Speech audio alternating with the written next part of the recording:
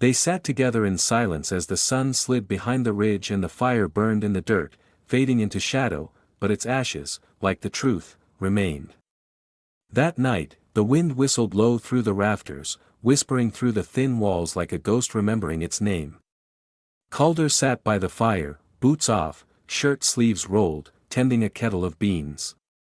Lena stood by the window, arms folded around herself, watching the night settle over the desert. The silence between them no longer felt like a wall, it was something gentler now, like shared breath. She turned suddenly. "You want to know the truth?" Calder looked up, his spoon pausing mid-stir. He nodded once, careful not to press her with words. She walked slowly to the table and sat across from him. Her voice was quiet but clear. "My father was a minor chief," she began. "Our band was small and peaceful. We traded with settlers, even learned their god. We had rules, boundaries, we wanted to live." Calder listened, his face unreadable but focused. "Full winter ago," she continued, "a white woman was found dead near our hunting ground, throat cut. Her husband said it was us." Her fingers tensed around the table's edge.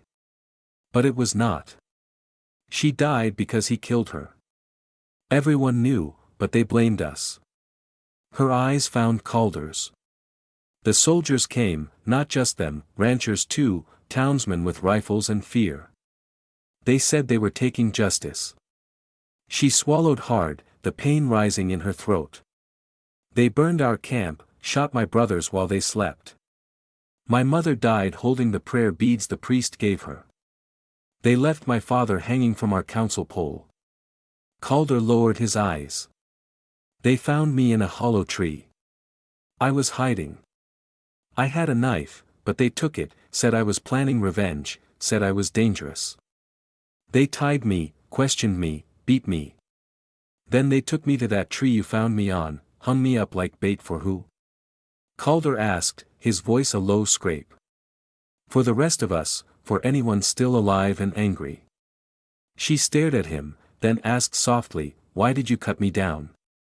He looked at her for a long moment, the fire crackling between them. "Because," he said, once. Her brow furrowed. "My family," Calder said, voice flat.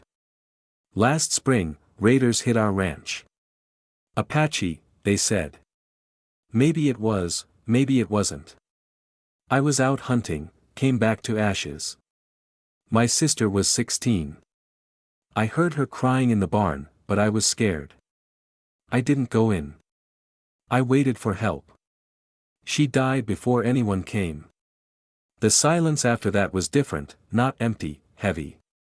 "You saved me because you couldn't save her," Lena whispered. He nodded. She studied him. "If I had been white, would you still have pulled the knife?" Calder stood slowly, walked around the table until he was in front of her. She looked up, searching his face. He reached down, cupped her chin gently in one hand. His fingers were calloused, but his touch was careful. "I don't love skin," he said. "I love what breathes under it." Her eyes welled, but no tears fell. She reached for his hand, pressed her cheek into his palm, and then, as if by instinct, they leaned into each other. The kiss was quiet, hesitant at first, then fuller, as if both had been holding their breath for too long and finally remembered how to exhale. Her hands trembled on his chest, his arms circled her back. The fire popped softly behind them. Later, they stood in the small kitchen, candlelight flickering against old wooden beams. Their shadows moved as one on the far wall, a slow dance neither of them had ever learned but somehow knew. Outside, the desert wind calmed for the first time in days. Inside, something began to mend. The wind returned with the morning, gusting harder than usual, carrying the scent of sand and distant smoke. Calder felt it in his bones, something shifting. He had lived long enough under the sky to recognize the wait before a storm, even if it came with boots instead of clouds. 3 days had passed since the kiss, since the words neither of them said aloud took root in the silence. Lena had begun to move more freely around the ranch. She helped feed the animals, swept the floor, even laughed once softly when Calder cursed the stubborn mule that refused to eat. But the peace was thin. By noon, a trail of dust rose from the east. Calder stood by the fence, jaw tight, rifle resting against the porch. 3 riders approached, local men in canvas coats and old hats, rifles slung across their backs. Their leader wore a tin badge on his chest that looked more self-appointed than earned. "Wythe," the man called as he dismounted. "Heard tell you might be harboring someone who don't belong." Calder kept his voice even. "You hear a lot of things, Joe. Don't make them true." Joe Prescott spat into the dirt. "A girl, Apache. There's a reward, $50 cash and the thanks of every God-fearing man west of the POS. You come all this way for a rumor?" Prescott's eyes narrowed. "We aim to check inside, just in case." Calder stepped down from the porch slowly. "You got a warrant?" Prescott snorted. "You think this is a court, Wyatt?" The other 2 men shifted in their saddles, hands near their weapons. The air hung brittle. "I'm the only one lives here," Calder said, voice calm. "Ain't no girl, just ghosts and goats." Prescott stared at him for a long moment, then gave a tight nod. "If you're lying, you'll burn with her." They rode off without checking the house, but the message was clear: they would be back with more men and less patience. That night, Calder sat by the fire behind the barn, the stars hidden behind heavy clouds. In his hand was the crude wooden sign he had pulled from where he buried it, faded now but still readable, still hateful: "White man don't forgive." He stared at it for a long time, fingers brushing over the letters. Then he stood and carried it to the fire pit. No ceremony, no speech, he laid it down among the kindling and struck a match. The flames rose slowly, then swallowed the words. In orange and gold, the wood cracked and curled inward as if the hate itself resisted dying behind him. Footsteps. Lena, she wore one of his old coats, too large on her frame, the sleeves rolled twice. She stepped beside him, eyes on the fire, not speaking, but her presence spoke enough. The flames danced in her eyes, reflecting something that looked like mourning and something like freedom. "I should have burned it sooner," Calder said quietly. She did not answer, but she moved closer, close enough for her shoulder to touch his. She gripped the coat tighter around herself, her fingers knotted in the fabric. "Thank you," she said softly. The words were simple, but they landed like something sacred. He looked down at her, his heart heavy and alive all at once. The fire burned low, embers glowing above them. The wind slowed to a hush, and for the first time since he cut her down from that tree, there was no sign left of what had been written against her, only heat, smoke, and the weight of what they had chosen instead. The next morning brought no wind, just stillness, thick and unnatural. Calder rose early, packed dry biscuits, jerky, and a canteen of water into the saddlebag. The air around the ranch felt tighter, more watched. He had seen smoke on the horizon, too steady to be a campfire. Word had spread, they were out of time. Lena stood by the fence line, hair braided back, wrapped in the same coat she had worn by the fire. Her face was calm, but her eyes held questions. "We have to go," Calder said, tying the final strap on his pack. "Tonight." She nodded, already knowing. "There's land south of here," he continued, past the border. "Some say the Apaches still live free in the Sierra Madres, far from soldiers, far from signs." He paused. "We can make it if we ride hard." Lena stepped closer, so close he could see the soft flush on her cheeks. She reached for his hand and held it firm. He looked down at her, voice barely above a whisper. "You'll come with me?" She pressed her forehead to his chest, her breath warm through his shirt. Then she answered in Apache, slow and careful voice, "I want to live. I want to live as your wife." Calder closed his eyes, that one sentence carried more weight than 1,000 promises. He kissed the top of her head, breathed in her hair like it was the last thing keeping him grounded.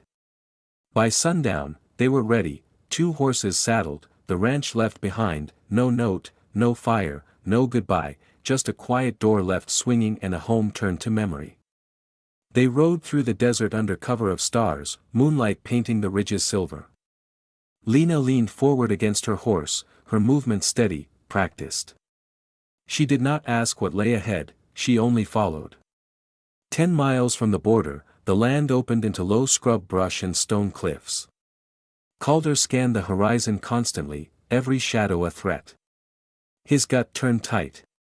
Then the shot came, a crack echoed across the plain.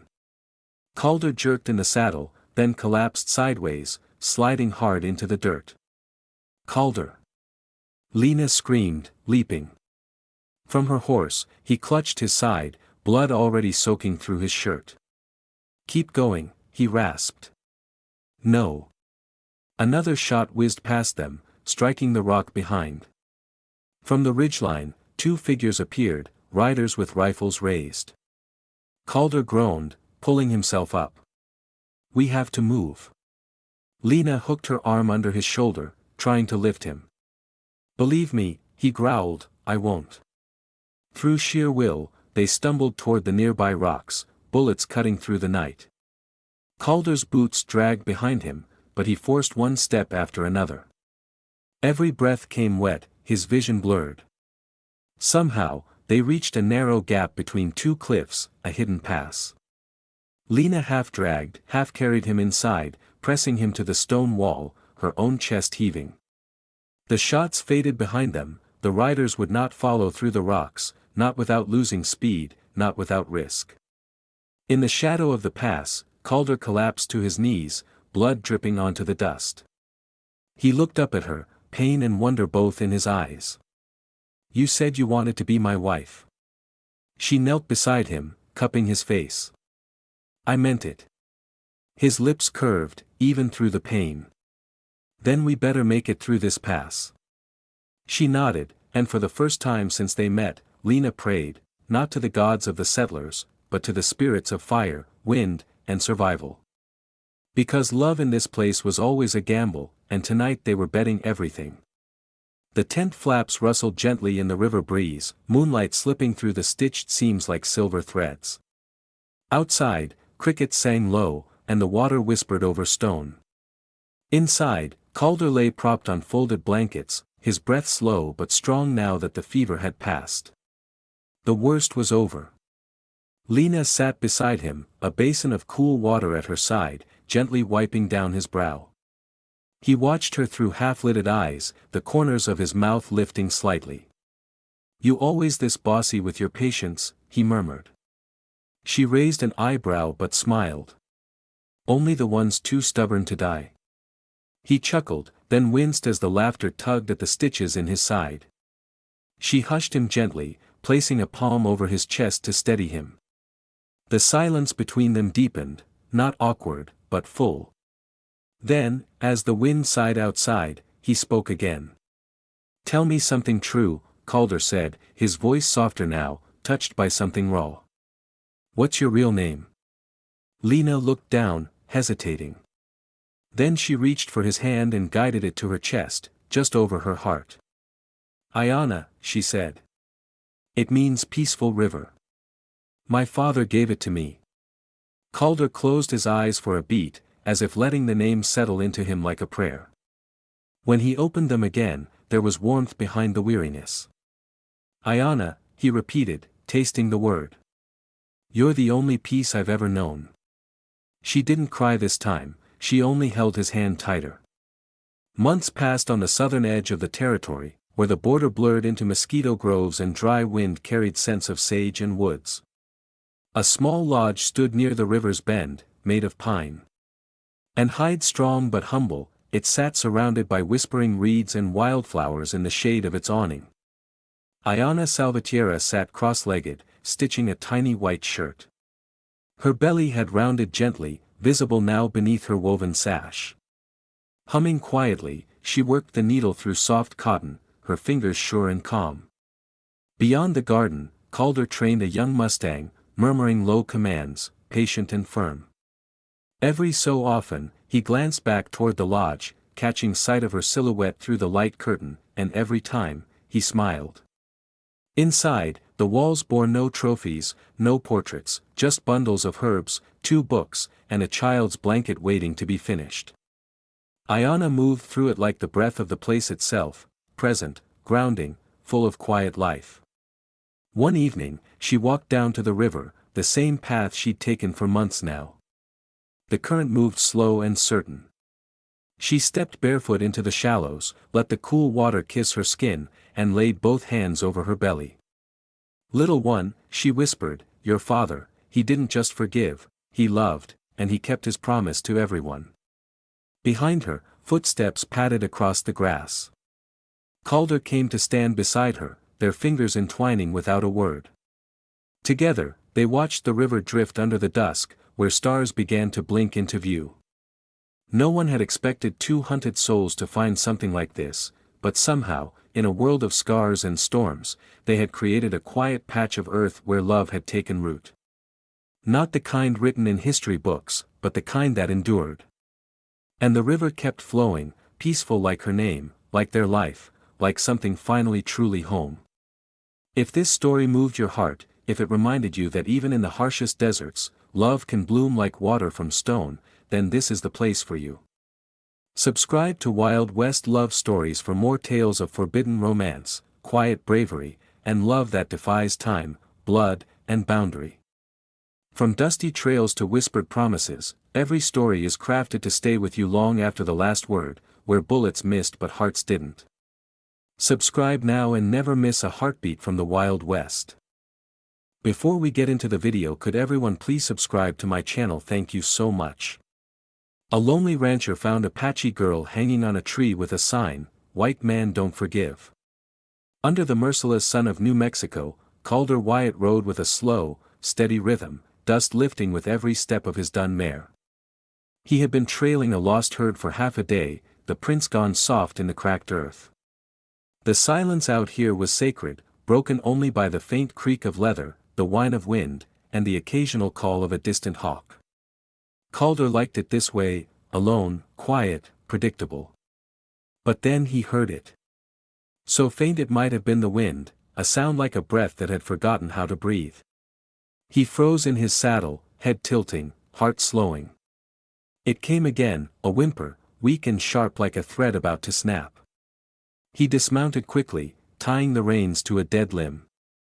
With his rifle slung over his back, he moved through the scraggly junipers and boulders until he came upon a clearing ringed by old cottonwoods. And there, beneath the oldest tree, he saw her. She was hanging by the wrists, arms stretched above her, her body limp like a broken doll. Her feet barely touched the dirt. Her skin was sun-dark and dust-covered, her long black hair matted with sweat and blood. Her chest rose in shallow, erratic breaths, but she was alive. Calder's eyes snapped to the crude wooden sign nailed to the tree above her head.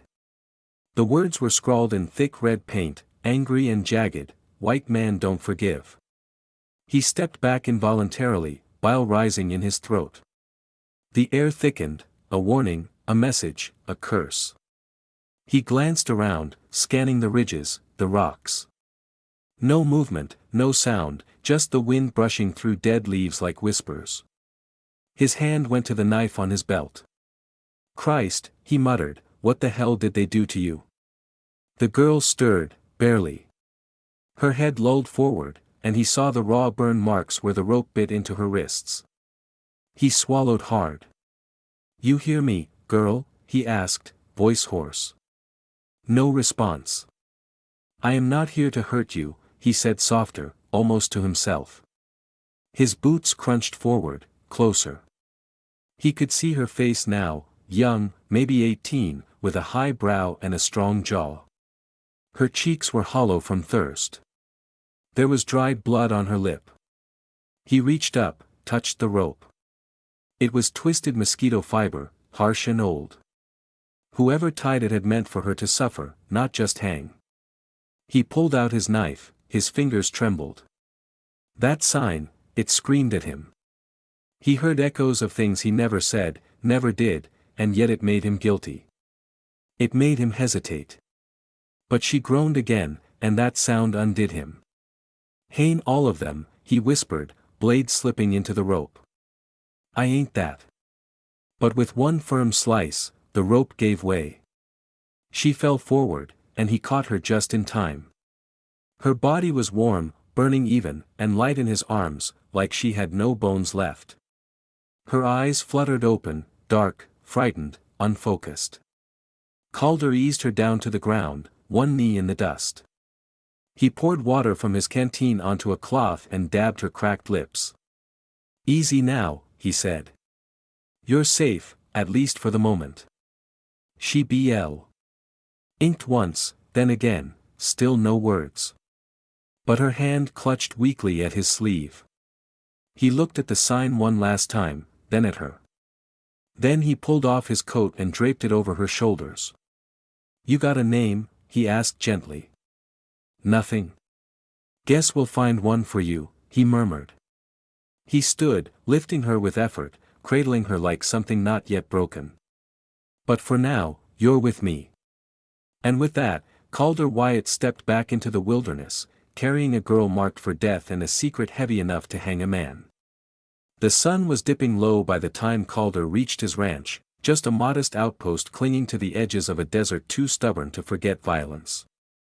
A single windmill creaked on the edge of the fence line, and the old barn sagged like it mourned something. The house itself was one room and a loft, roof patched with old sheet metal, but it stood solid and honest like the man who built it. Calder eased the girl from the saddle and carried her inside. She was fevered, her head pressed to his chest, whispering breaths like dry leaves skittering across a stone floor. He laid her on the cot and unwrapped the coat, careful not to startle her. Her eyes fluttered open for a moment, dark and wide and distant, but they watched him. The lantern flickered against the walls as he poured water into a metal basin and set it near her feet. He grabbed a clean cloth from a shelf and knelt. Her legs were bruised, scraped, one ankle swollen, rope burns marred her wrists like brands. "I ain't going to hurt you," he said, more to break the silence than to expect any reply. "Just cleaning up a bit." He dipped the cloth into the warm water and wrung it out. Then, slowly, reverently, he took her right foot and placed it in the basin. She flinched, just barely. He paused, waited. When she did not pull away, he began to wash the dust and blood from her skin, his movements gentle, precise, like he was touching something sacred. The water turned red and brown. He worked in silence, careful not to meet her gaze for too long, though he felt it on him like a blade drawn halfway, unsure whether to strike or fall. Her lips parted once as if to speak, but no sound came. "Reckon you don't talk much," he muttered, not unkindly. "That's all right. Silence is better than most things, most days." He finished the first foot, then the other. She let him. When he was done, he wrapped them in soft cloth strips and set her feet gently on a folded blanket. "You remind me of a river I used to camp near," he said quietly, almost to himself. It was dry most of the year, looked dead, but after the rains, it ran fast and deep. Had a name, but the locals called it Quiet Snake. Don't know why, just quiet. He looked at her again, studying her features in the lamplight. Cheekbones sharp as ridgelines, lips cracked but full, dark lashes thick with sand. She was young, too young for this kind of suffering, but there was something old behind her eyes, something that did not flinch from pain, only waited for it to pass. "I'll call you Lena," he said. Said softly, "Just for now, you look like Elena. Quiet but strong." She blinked once slowly, no protest, no nod, just breath. Calder stood, hands wet, and reached for a blanket to cover her. He tucked it around her shoulders, then stepped back.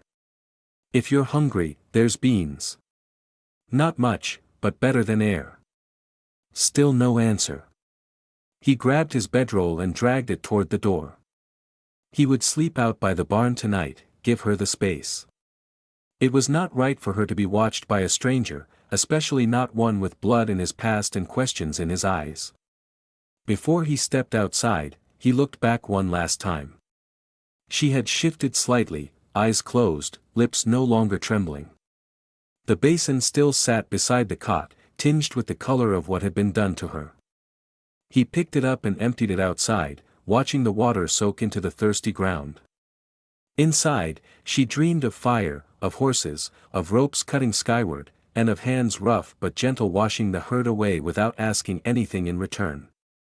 The days that followed passed with the slow rhythm of desert life, but the silence inside the house was different now, thicker, charged with something just beyond reach. Lena, as Calder still called her, ate when he brought food, though never much. She moved with caution, eyes always alert, posture tight like an animal who had been caged too long.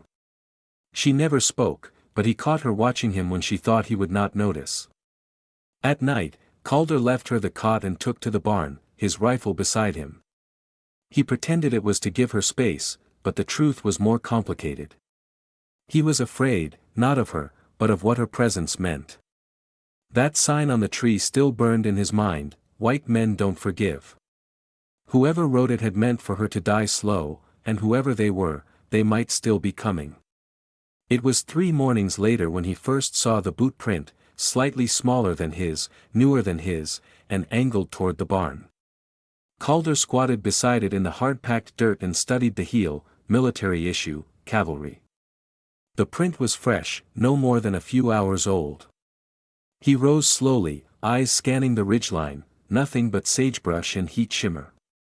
Back inside, Lena sat by the window, still and silent.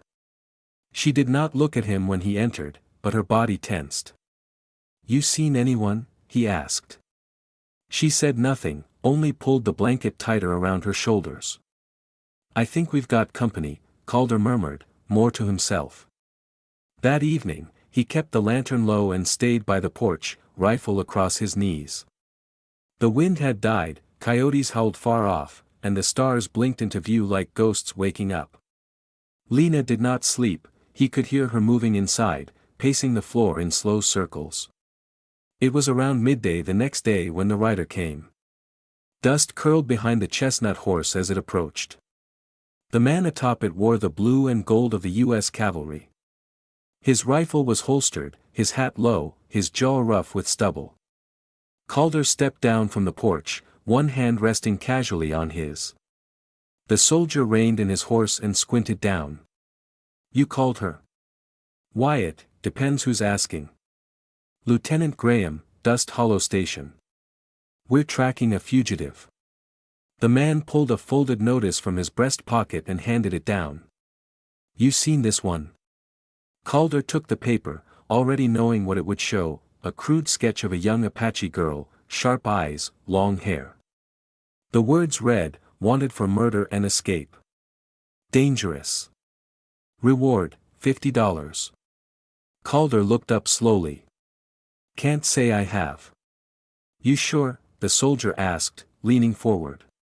"Small, quiet. Might be hurt, might be hiding.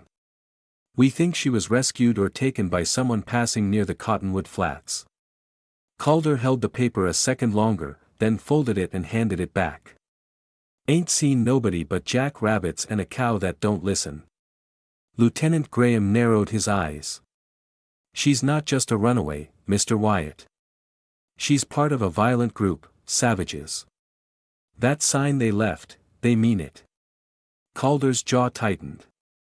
"If I see anything, I'll send word." The soldier studied him for a moment longer, then nodded once and turned his horse. "See you." Calder watched him ride off until the dust disappeared. Inside, Lena stood just beyond the curtain.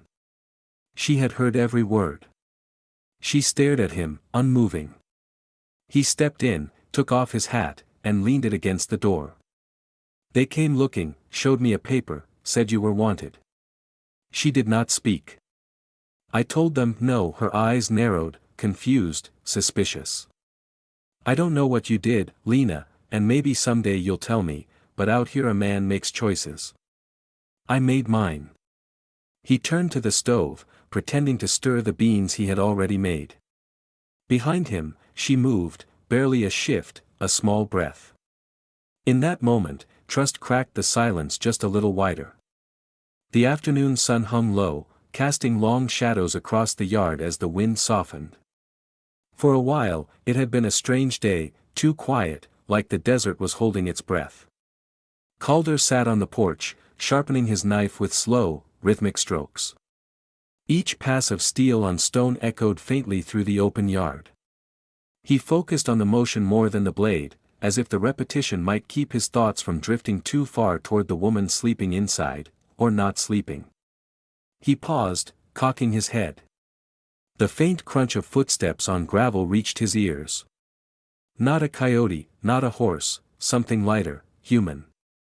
He looked up. Lena was outside.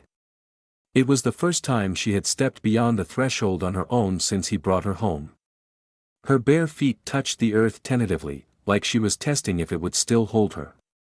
The woven blanket he had left folded at the edge of her cot hung from her shoulders, trailing like a second skin. She walked slowly, her steps uneven but certain, toward the far end of the yard where the barn stood watch. Calder set the knife aside, not moving at first. He watched her, not wanting to shatter the moment. She looked smaller in the light, more fragile, and yet something in the way she moved had changed. She was not escaping. She was reclaiming.